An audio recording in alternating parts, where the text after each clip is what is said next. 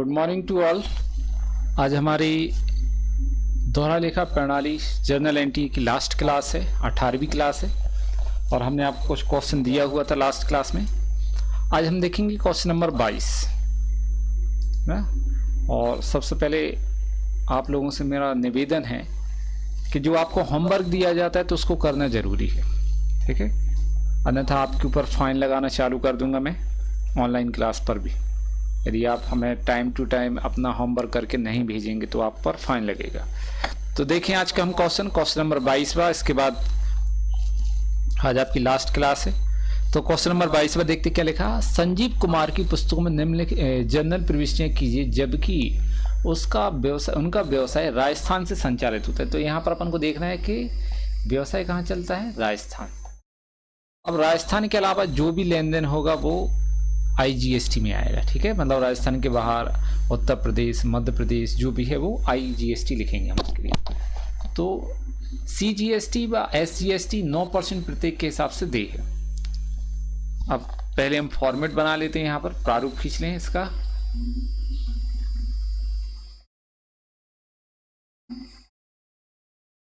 Journal प्रविष्टियों का प्रारूप है।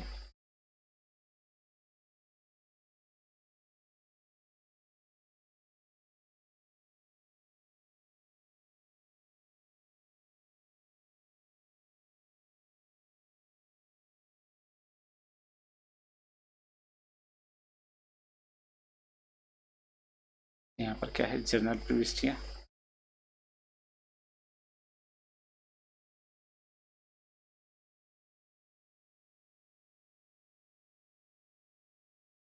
तो देखें आप, जर्नल प्रविष्टियों में पहला है 1 जनवरी 2018।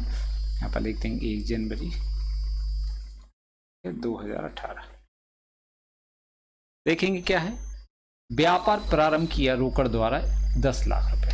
तो इसकी एंट्री आपको अब समझाने की जरूरत नहीं है, आपको बहुत अच्छे से याद होगी एंट्री। सीधा हम एंट्री कर देते हैं, क्या होगी, रोकड़ खाता डेबिट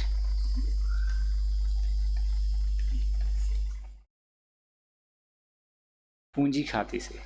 अभी प्रारूप लास्ट क्वेश्चन है इसलिए हम बना नहीं रहे हैं, आपको ही सब कुछ करना है, दिनांक, विवरण, डेबिट राशि, क्रेडिट राशि, ठीक, क्योंकि आखिरी क्वेश्चन है तो अब तो सब आपको पता होगा। तो रोकड़ खाता डेबिट पूंजी खाते से ये एंट्री है। कितना पैसा लगा है व्यापार प्रारंभ करने के लिए, 10 लाख रुपए। तो यहाँ पर लिखेंगे हम 10 लाख, यहाँ पर 10 लाख क्रेडिट में। नरेशन क्या देंगे, व्यापार प्रारंभ किया।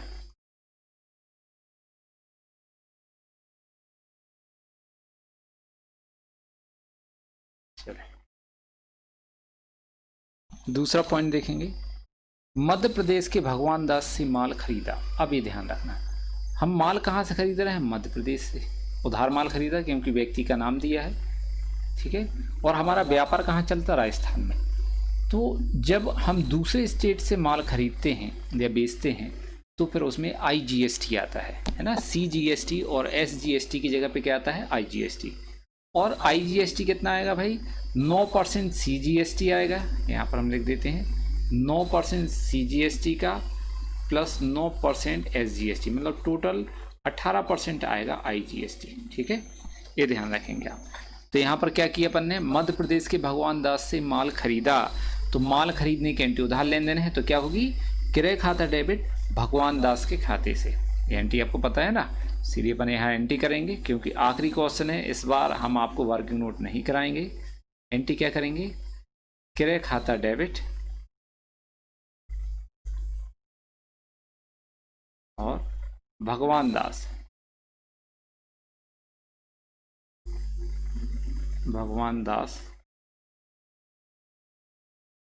के खाते से।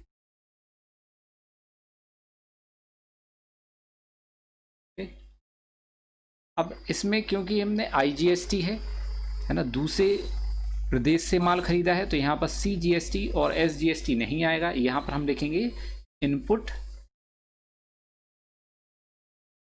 IGST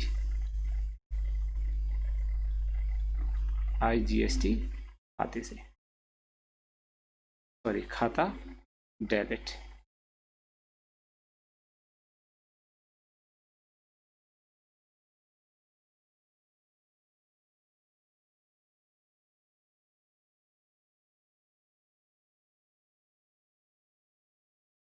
भगवान दास। ठीक, अब कितने का माल खरीदा भगवान दास से हम यहाँ पर देखेंगे। क्रय खाता 3 लाख रुपए, तो क्रय खाता डेबिट कितना आएगा 3 लाख। हम 3 लाख का कितना परसेंट लेंगे IGST 18%, 9% CGST और 9% SGST, टोटल कितना हो गया 18% लेंगे तो कितना आएगा 54,000। तो यहाँ पर IGST कितना लिखेंगे हम 54,000, क्योंकि अलग अलग नहीं लगता इसमें, इसलिए IGST हम कितना लेते हैं 54,000, डबल कर देते उसका या दोनों का मिला के। भगवान दास के खाते से हमें कितना पैसा उनसे लेना है, मतलब उनको देना भगवान दास को 3,54,000 रुपये देना है भगवान दास को। यहाँ पर क्या आएगा, मध्य प्रदेश से उधार करें।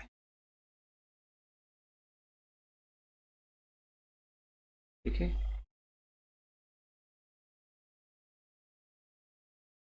फिर देखेंगे अगला 3 तारीख जयपुर के राम गोपाल से माल खरीदा। जयपुर एक्चुअल में राजस्थान में ही है, 3 जनवरी।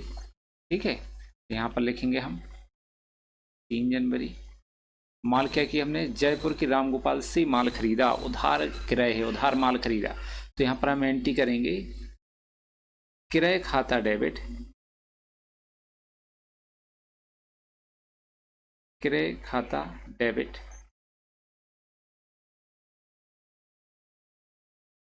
राम गोपाल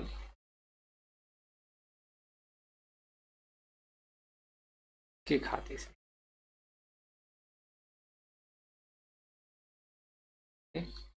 क्रय है तो कौन सा GST आएगा, इनपुट GST। यहाँ पर लिखेंगे हम इनपुट CGST खाता डेबिट इनपुट SGST खाता डेबिट।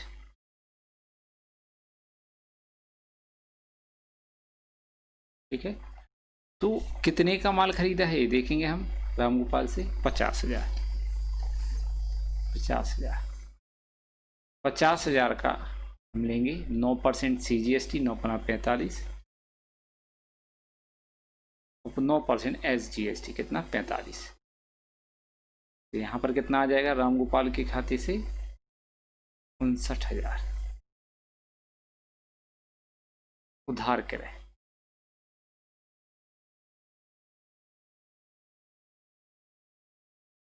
ठीक है, ये है आपका उधार क्रय। अब देखेंगे हम आगे, अगला पेज ले लेते हैं यहाँ पर।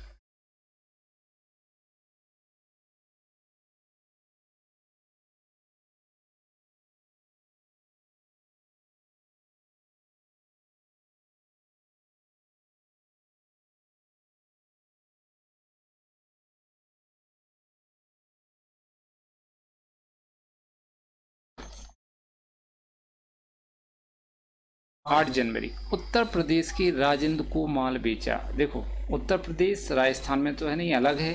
तो उत्तर प्रदेश जब अलग स्टेट को माल बेचते हैं या खरीदते हैं तो IGST आता है। तो उत्तर प्रदेश की राजेंद्र को माल बेचा, उधार माल बेचा है, तो एंट्री क्या होगी, राजेंद्र का खाता डेबिट विक्रय खाते से। तो हम यहाँ पर कर देंगे 8 जनवरी को राजेंद्र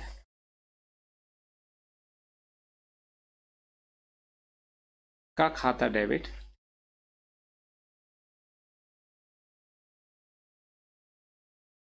विक्रय खाते से।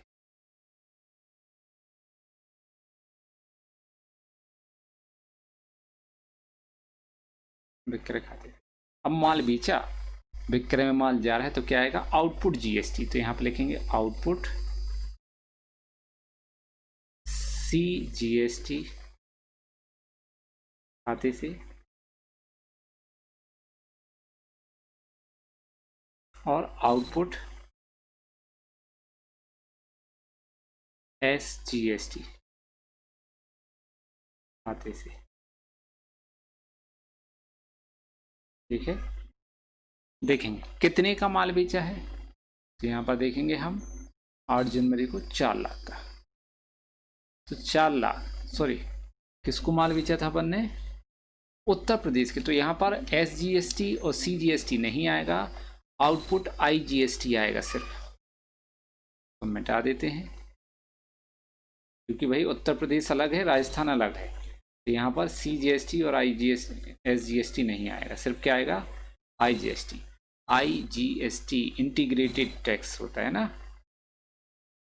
यहाँ पर लिखेंगे IG, आउटपुट IGST खाते से।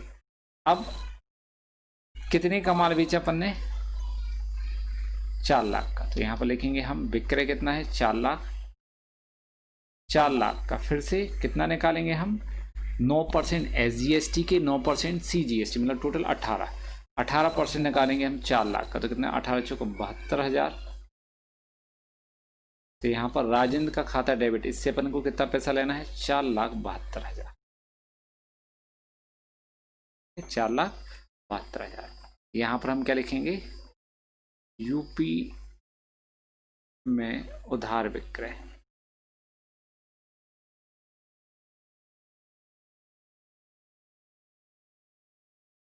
यूपी में उधार विक्रय। फिर आगे आ जाओ। विज्ञापन की चुकाई 10 जनवरी, कितने? 10,000। तो एंटी क्या होगी? विज्ञापन खाता डेबिट, रोकड़ खाते से 10 जनवरी। अभी हम आपको सिर्फ सिंपल एंटी बताते हैं, GST उसके साथ में लिख देते हैं। एंटी क्या है? विज्ञापन खाता डेबिट,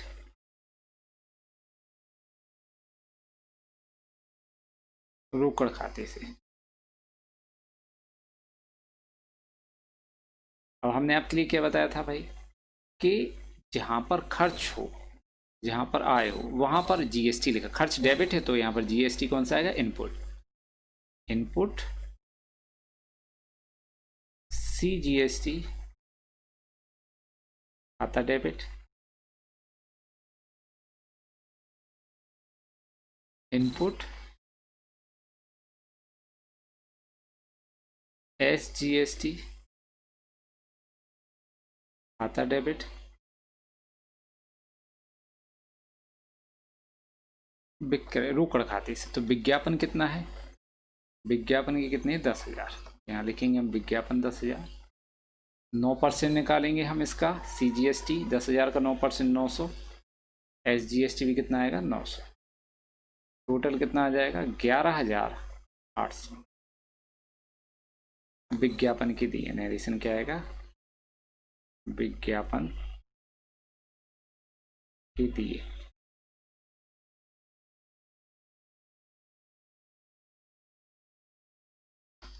एक और एंट्री 12 जनवरी, उदयपुर राजस्थान में है ना, कि व्यापारी को माल नगद बेचा 20,000। 12 जनवरी को नगद माल बेचा।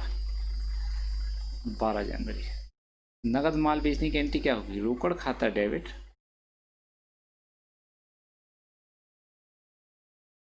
रोकड़ खाता डेबिट, ठीक है, विक्रय खाते से।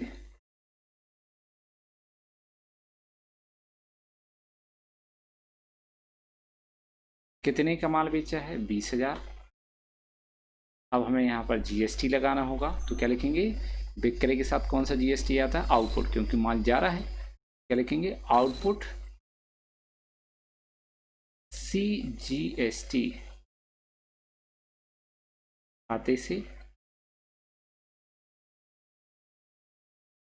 आउटपुट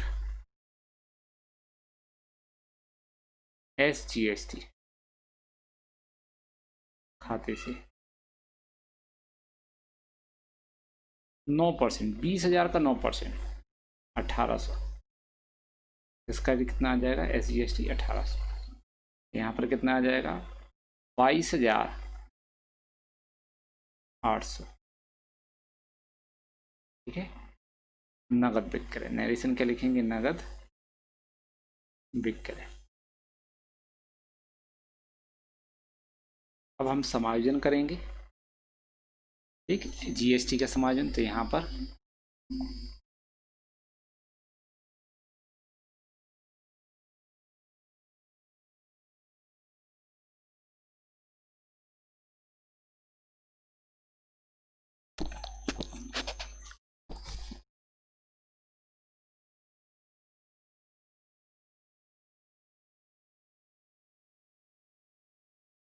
देखिए 31 तारीख को लिख देंगे अपन, 31 जनवरी लास्ट, यदि कुछ नहीं है तो, या फिर यहाँ पर छोड़ देते मन।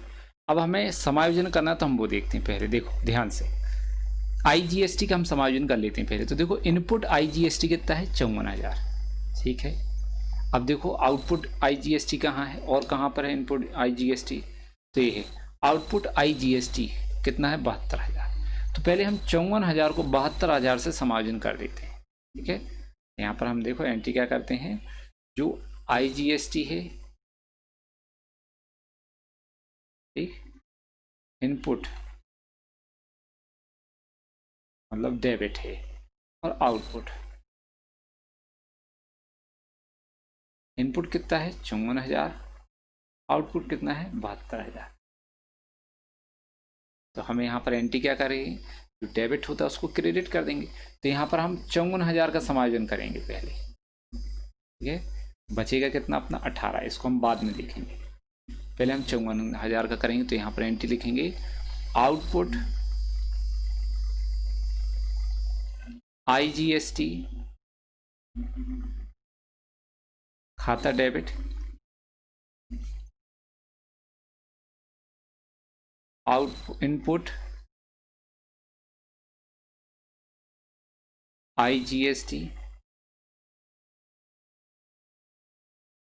खाते से, ठीक है। तो कितना आएगा यहाँ पर 54,000, 54,000। हमने 54,000 का समायोजन किया, अभी 8,000 बाकी है हमारा, ठीक है, बाद में देखेंगे इसको। इसका क्या लिखेंगे अपन, आईजीएसटी का समायोजन,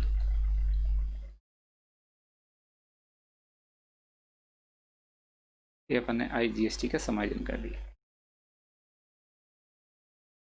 ऐसे ही हम सीजीएसटी का भी समायोजन करेंगे। तो सीजीएसटी, ठीक है, यहाँ पर देखेंगे हम इनपुट और आउटपुट, ठीक है। इनपुट कितना है सीजीएसटी वो देख लेते हैं हम।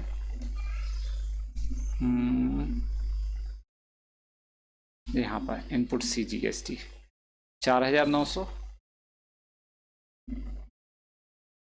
और 900, नहीं यहाँ पर कितना था 4,500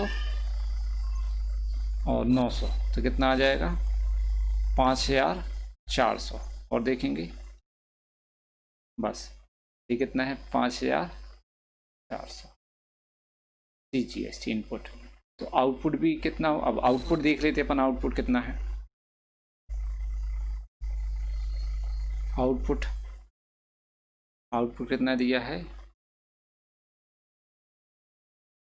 सीजीएसटी आउटपुट ये लिखा है, आउटपुट सीजीएसटी 1,800, आउटपुट कितना है 1,800। हम 1,800 का समायोजन करेंगे। तो यहाँ पर लिखेंगे आउटपुट सीजीएसटी खाता डेबिट और इनपुट सीजीएसटी खाते से, कितना 1,800, 1,800 ये हमारा कम है, यहाँ से हम 1,800 माइनस कर देंगे, 0 0 14 तो 6 3,600 बचा, ठीक है। ऐसे ही एसजीएसटी आएगा, इनपुट हम देख लेते हैं तो कितना आएगा 5400 ही आना चाहिए, 5,400, और आउटपुट भी कितना आना चाहिए इसका 1,800, दोनों बराबर होते हैं क्योंकि। तो यहाँ पर 1,800 माइनस कर देंगे तो इसका भी कितना बचेगा 3,600। इसकी भी हम एंट्री कर लेते हैं। यहाँ पर क्या लिखेंगे सीजीएसटी का समायोजन,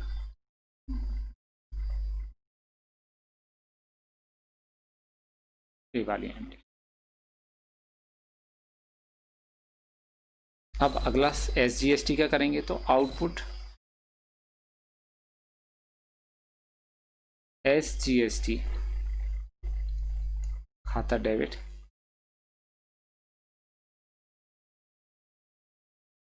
इनपुट SGST खाते से कितना 1800 का समायोजन कर रहे हैं हम।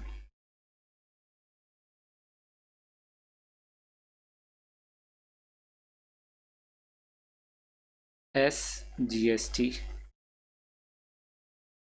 का समायोजन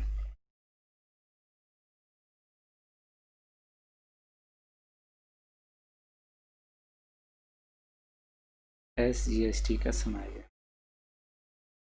ठीक, अब आगे अब हमें क्या करना है, सभी का तो अपने समायोजन करना, लास्ट जो बचा हुआ हम उसका पेमेंट करेंगे। तो यहाँ पर देखेंगे आउट इनपुट जी लिखा था अपना IGST, आउटपुट कितना बचा है 18,000, जिसको हम यहाँ पर डेबिट करेंगे। आउटपुट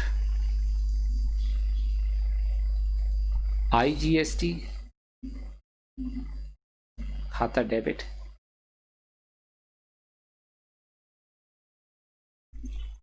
कितना 18,000, ये हो गया।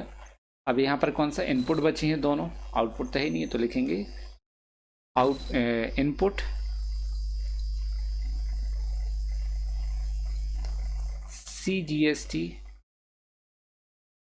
खाते से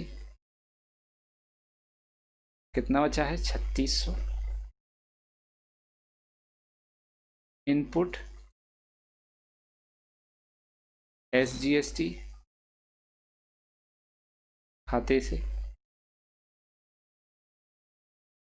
ये भी कितना है 3600, बाकी का बैंक के खाते से बचा हुआ हम पेमेंट करेंगे। तो बैंक खाते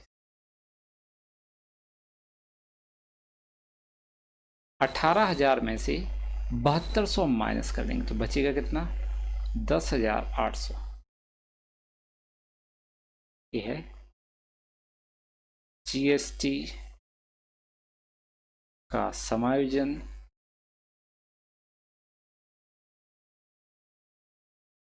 एवं भुगतान।